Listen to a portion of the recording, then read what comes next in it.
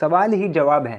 Chapter 2, किस तरह हाँ तक पहुँचे। जब आप अपने बिजनेस के बारे में बात करते हैं तो क्या आपके ग्राहक आप पर विश्वास करते हैं? इसका छोटा सा उत्तर है नहीं।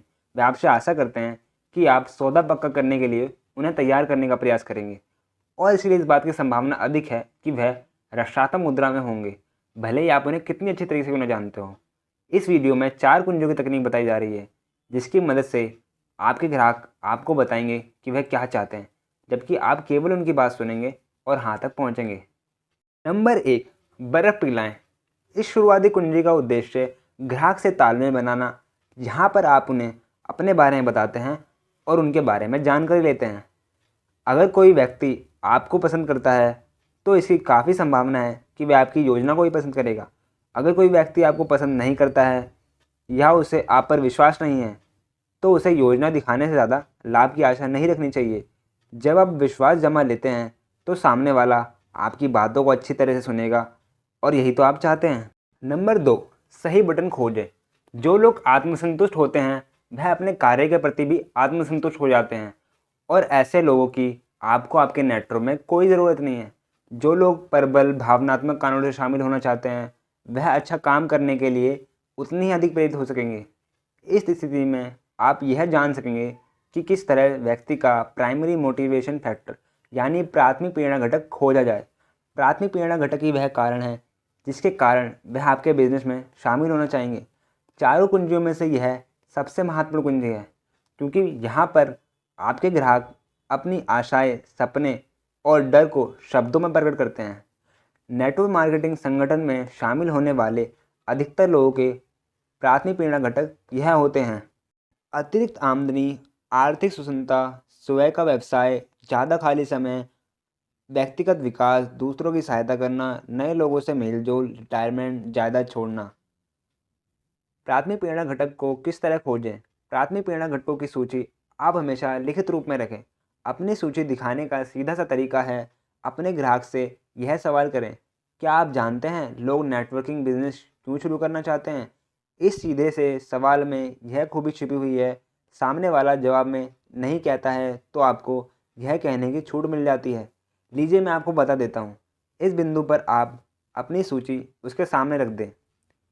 अगर आपका ग्राहक आपके सवाल के जवाब में हाँ कहता है तो उसे पूछें, तो बताइए कि लोग इस बिज़नेस में क्यों शामिल होते हैं।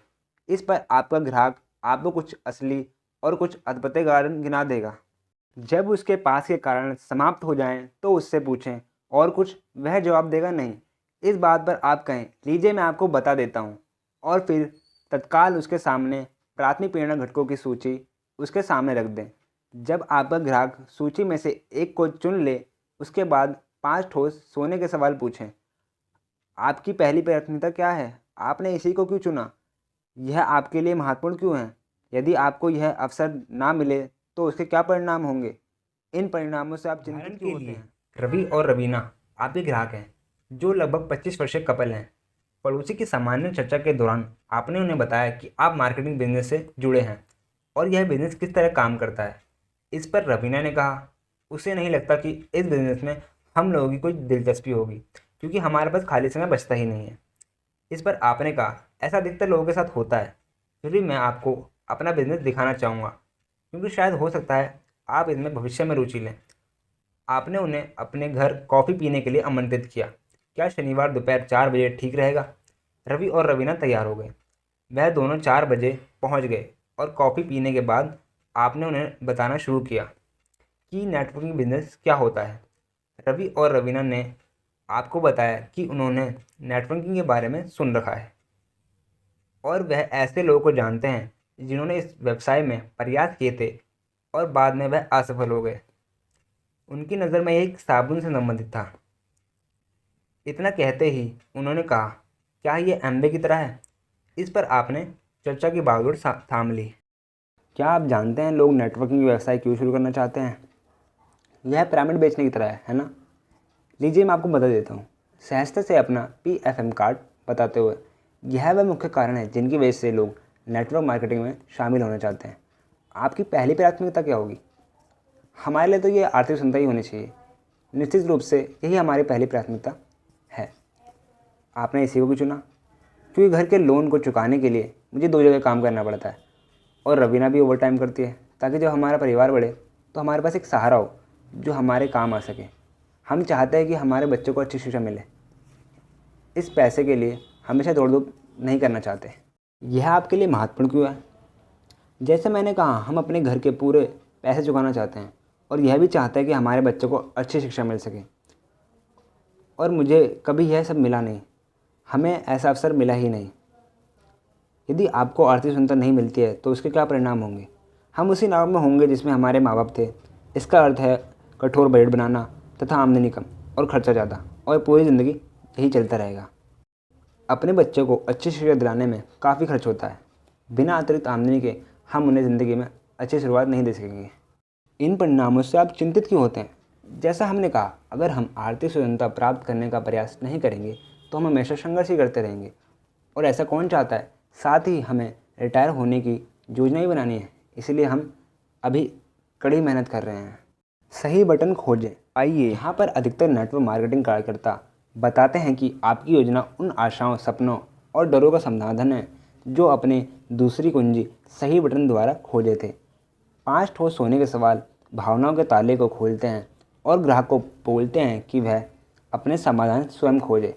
अगर आपने समाधान देने से पहले ही प्राथमिक प्रेरणा घटक को नहीं खोजा तो हो सकता है कि ग्राहक उस समय तो उत्साहित हो जाए, पर बाद में वह भावनात्मक रूप से प्रेरित या प्रतिबंध नहीं होगा। इस कारण अधिकतर ग्राहकों का उत्साह कुछ दिनों में ठंडा पड़ जाता है। इसका मतलब आप अपना भाग्य स्वयं बना सकते हैं और आपके पास अपने परिवार के साथ वक्त बिताने का ज़्यादा समय होगा। या इसका मतलब है कि आप आराम से रिटायर हो सकते हैं और आपको हर वो आराम मिलेगा जो आपको आपके अनुसार आपको चाहिए।